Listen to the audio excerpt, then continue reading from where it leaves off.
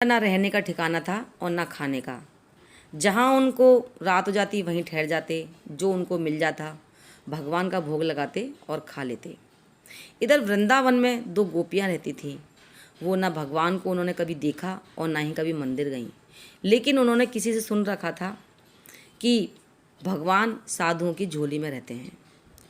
वो दही और माखन मटकी में भरकर ले जाती, बेचती और अपने गांव आ जाती। इस तरह से उनका जीवन निकल रहा था। एक दिन जब वो दही माखन बेचकर यमुना तट पर आईं, तो उसी तट पर वही साधु महात्मा आए हुए थे। शाम हो गई थी तो संध्या वंदन के लिए वो नदी स्नान करने जा रहे थे। उन्होंने अपनी पोटली एक पेड़ के नीचे रख दी और पेड़ के नीचे रखकर वो स्नान करने के लिए यमुना नदी में चले गए। जब गोपियाँ वहाँ आई, उन्होंने देखा तो उनके मन में ये जिज्ञासा बहुत पहले से ही थी कि साधु की झोली में भगवान होते तो भगवान कैसे होते, हमने कभी देखे नहीं, देखते। जब उन्होंने साधु की झोली को देखा तो उन्होंने चुपके से उस झोली को उठा लिया और उसको खोल के उसका पूरा सामान बिखेर दिया, लेकिन उसमें उसे भगवान नहीं मिले। तभी उनकी नज़र एक डिब्बे पर पड़ी। एक गोपी ने डब्बा खोला तो उसमें लड्डू गोपाल जी की मूर्ति थी। उन्होंने, एक सखी बोली, अरे यही भगवान है। दूसरी बोली, कैसे महात्मा इस निर्दयी, इन्होंने भगवान को डिब्बे में बंद कर रखा है, बेचारों के सब हाथ पैर टेढ़े हो गए। दूसरी कहती, अपन इनको सीधा करते हैं।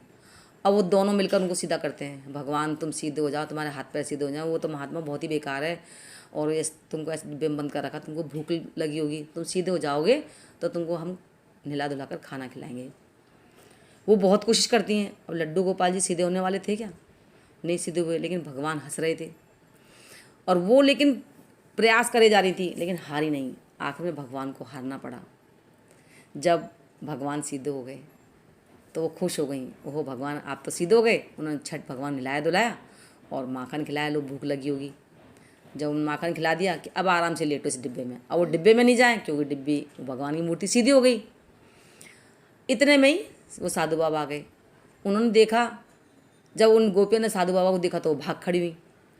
वो साधु बाबा भी उनके पीछे भगे कि जरूर ये कुछ ना कुछ लेके भगी, मेरी पोटली में से सामान पूरा बिखरा हुआ था। अब वो गोपियाँ इतनी तेज़ी से भागी कि वो साधु बाबा उनको पकड़ नहीं पाए।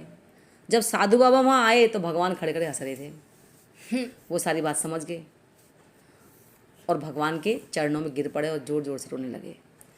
कुछ समय बाद वो उन गोपियों को खोजते हुए उनके घर जा पहुँचे और उनके चरणों में गिरकर रोने लगे कि तुमने कुछ क्षणों की भक्ति में, अपनी सरलता में भगवान के दर्शन मुझे करा दिए और मैं जीवन भर भगवान को लेकर घूमता रहा, लेकिन आज तक भगवान